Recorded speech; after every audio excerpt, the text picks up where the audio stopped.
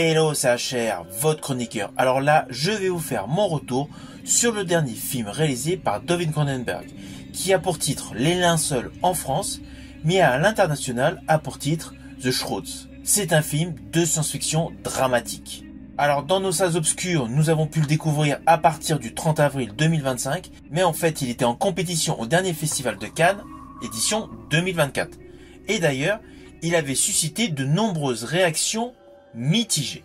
Alors concernant sa fiche technique, c'est un film qui dure 116 minutes, qui est une coproduction canadienne et française. C'est pour cela d'ailleurs que la distribution comporte des acteurs français et des acteurs britanniques. Alors toujours concernant le côté technique, le compositeur de la musique est Howard Shore. Howard Shore qui a travaillé à plusieurs reprises avec David Cronenberg, notamment pour la BO de Scanner en 81, de Vidéodrome en 83, de La Mouche en 86, de Faux Semblants en 88, du Festin nu en 92, de Crash en 1996, de Existence en 99, de Spider en 2002, de A History of Violence en 2005, de Cosmopolis en 2012, de Maps to the Star en 2014. Ainsi, leur collaboration a été sur de nombreux films. Alors l'histoire. Sur le fond, l'histoire est innovante. Nous suivons un homme d'affaires, interprété par Vincent Cassel. Il joue le personnage Monsieur Karch, qui peine à se remettre de la mort de son épouse, Becca, interprétée par Diane Kruger. Celle-ci est décédée à la suite d'un cancer.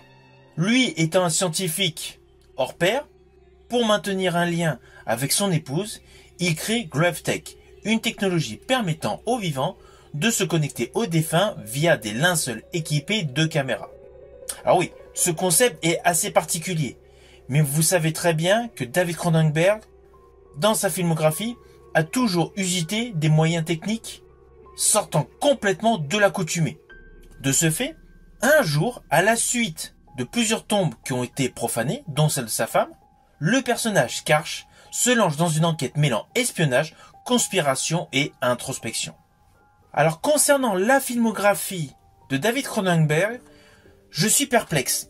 Il y a la moitié de ses films que j'apprécie largement et l'autre moitié où c'est plutôt moyen. Ceci dit, il est vrai que la majorité des films que j'apprécie de sa filmographie sont essentiellement des films de science-fiction, avec naturellement en figure de proue le film La Mouche. Alors dans ces derniers films, j'avais apprécié Les Promesses de l'Ombre et Cosmopolis. Perso, Maps to the Star et Les Crimes du Futur m'avaient laissé totalement perplexe. Eh bien ce film, Les Linceuls, me laisse totalement mitigé. Il y a certes un côté innovant, avec l'histoire de la technologie qui est inventée afin d'atténuer son chagrin suite à un deuil. Mais l'histoire, sur la totalité du film, est un petit peu trop complexe. Alors oui, il y a la notion d'espionnage, de conspiration, d'IA, mais tout cela est assez confus et on va pas se mentir, le rythme est assez lent.